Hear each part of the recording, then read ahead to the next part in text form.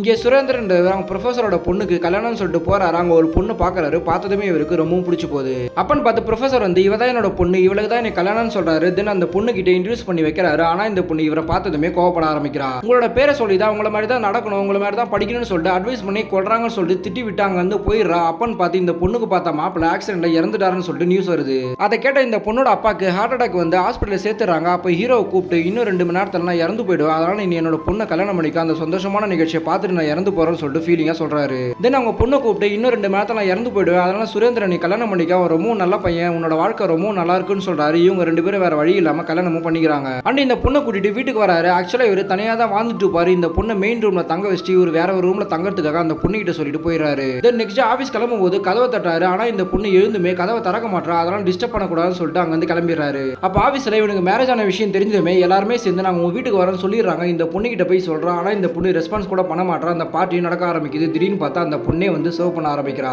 And இந்த பொண்ணு கிட்ட தேங்க்ஸ் சொல்ல போறான். ஆனா இந்த பொண்ணு ஹீரோ கிட்ட இந்த மேரேஜ் சடனா தான் நடந்துச்சு, அதனால உங்களை இப்போதைக்கு என்னால லவ் பண்ண முடியாது, எனக்கு கொஞ்சம் டைம் தாங்க, நான் மாத்திக்க என்ன ட்ரை பண்றேன்னு சொல்லிட்டு ஃபீல் பண்ணி சொல்றா. ஆனா இவன் இந்த பொண்ணு எதுக்கு அவளை மாத்திக்கணும், நம்ம இவளை சந்தோஷமா வச்சுக்கலாம்னு சொல்லிட்டு அண்ணில இருந்து இவளை கேர் எடுத்து பாத்துக்கிறா. ஒரு டைம்ல இவளுக்கு போர் அடிக்குது சொல்லிட்டு டான்ஸ் கிளாஸ் ஒன்று ஜாயின் பண்ணதுக்காக கேட்கறா. சோ இவனுமே போக சொல்றான். ஆனா இந்த பொண்ணு எப்படியாச்சும் இம்ப்ரெஸ் பண்ணணும், அவளுக்கு ஏத்த மாதிரி நான் மாறணும்னு சொல்லிட்டு ஃப்ரெண்டு கிட்ட போயிட்டு கெட்டப்லாம் சேஞ்ச் பண்ணிட்டு அந்த டான்ஸ் கிளாஸ் ராஜின்ற பேர்ல ஜாயின் பண்றான்.